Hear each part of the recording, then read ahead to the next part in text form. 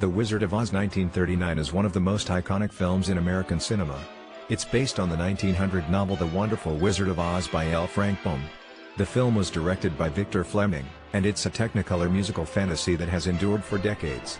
Plot: the story follows Dorothy Gale, a young girl from Kansas who, after a tornado hits her home, is transported to the magical land of Oz.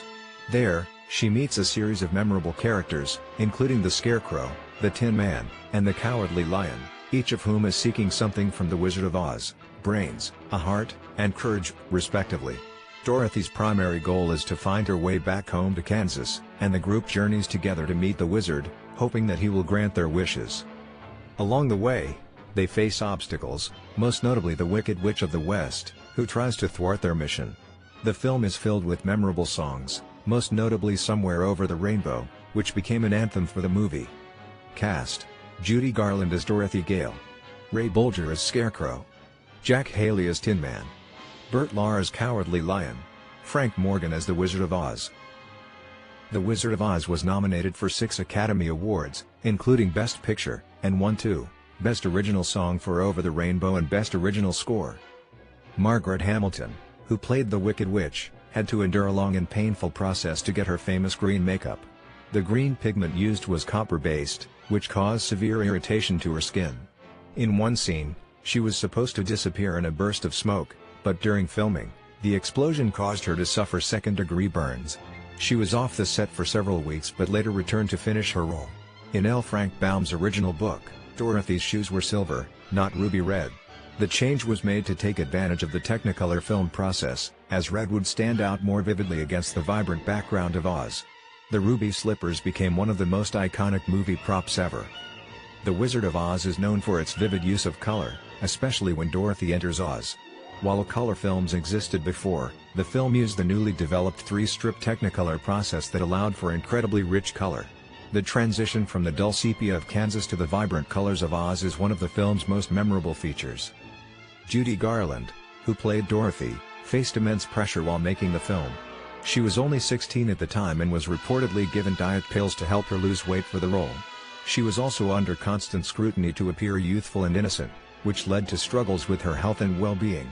Still, her performance as Dorothy is one of the most celebrated in film history. Burt Lahr, who played the Cowardly Lion, had to wear a costume made entirely of real lion pelts. It weighed about 50 pounds, making it incredibly hot and uncomfortable. He would sweat heavily inside it, and the costume would often become heavy with moisture. Despite these challenges, Lahr delivered a memorable performance, and the costume has become one of the most recognizable in cinematic history. Jack Haley, who played the Tin Man, wore a makeup that was composed of aluminum dust. The makeup used on him was dangerous, as it contained metallic powders that were potentially toxic. Fortunately, the makeup artist, who had initially used a silver paste which caused the actor to have allergic reactions, eventually switched to a safer formula. Still, it wasn't exactly comfortable. Judy Garland wasn't the first choice for Dorothy. Actress Shirley Temple was considered for the role, but at the time, Temple had outgrown the child star role. There were also other actresses tested, but Garland eventually won the part, despite some studio executives feeling she wasn't pretty enough to play Dorothy. The Flying Monkeys, which served as the Wicked Witch's henchmen, were operated by puppeteers. The puppets themselves were designed to look both comical and menacing, and they were rigged to fly through the air using hidden wires and ropes. Frank Morgan, who played the wizard, also played several other characters in the film.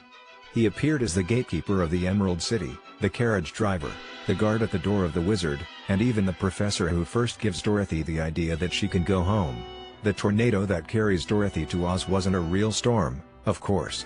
It was a large, rotating canvas that was filmed using a wind machine, but they also added cotton, torn fabric, and other effects to make it appear like debris was flying through the air.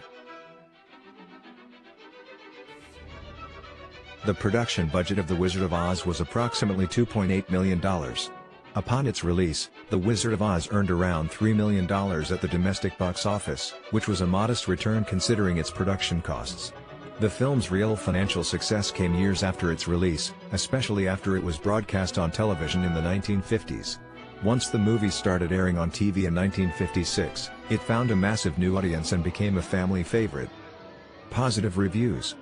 Roger Ebert called the film a Technicolor dream, praising its use of vibrant color and innovative special effects. The contrast between the sepia-toned Kansas and the Technicolor world of Oz is frequently cited as a revolutionary moment in cinema history. Judy Garland's portrayal of Dorothy is often regarded as one of the best performances in Hollywood history. Variety lauded her acting, calling her portrayal of Dorothy effervescent, and praised her ability to bring a genuine warmth and charm to the character. Garland's voice, particularly in the iconic Somewhere Over the Rainbow, is frequently cited as a central strength of the film. Entertainment Weekly in a retrospective praised this soundtrack, noting that the music is both simple and stirring, transcending the movie itself. Critics often highlight the film's timeless themes of self-discovery, friendship, and the idea that there's no place like home. The Hollywood Reporter called it a perfectly crafted blend of escapism and life lessons, a sentiment that has helped keep the film relevant for generations. Negative reviews. Some early critics felt that the film's pacing was uneven, particularly the transition from Kansas to Oz.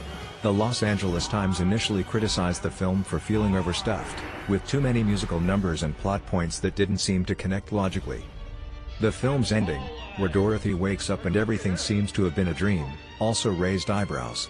Some felt that it undermined the emotional impact of the characters and world Dorothy encountered.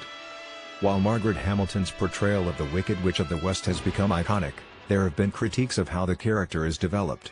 Some have argued that she's not given enough backstory to make her motivations compelling. While not strictly a review, the film's troubled production, which included injuries to actors, harsh working conditions, and uncomfortable makeup, has been the subject of some retrospective criticism. The New York Times mentioned in a 2009 retrospective that some of the darker behind-the-scenes stories, such as Judy Garland being pressured to take diet pills, added a layer of unease to the film's otherwise sunny, family-friendly atmosphere.